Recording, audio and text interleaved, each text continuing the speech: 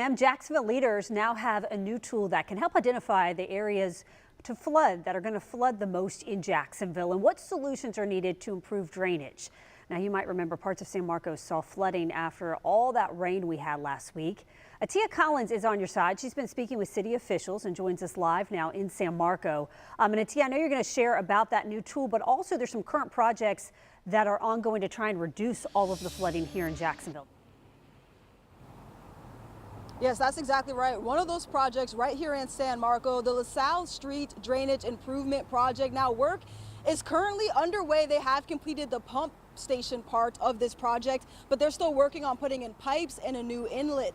Now, there is a new tool that the city has that can identify what other parts of the city would benefit from a project just like this. Sandbags and tarps line the streets of San Marco as businesses prepare for the upcoming rain. Owners at Flame Broiler are still dealing with issues after heavy rainfall last week left streets flooded. Our electrical outlets we do worry about because the water can ruin the electrical outlets, which is what we're worried about right now. We do have some shortages.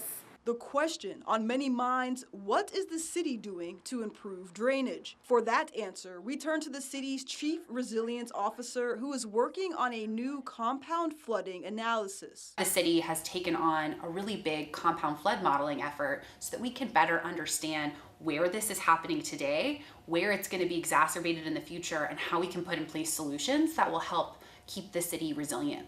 The tool looks at what areas are most at risk for flooding and how flood drivers like heavy rainfall, rising sea levels, or even increased coastal flooding could make it worse. We'll not only be able to say what are all possible combinations of flooding, but what are the most probable, what are the most likely that we'll see, and that can really help us tailor our infrastructure investments and our solutions to the right places on the ground.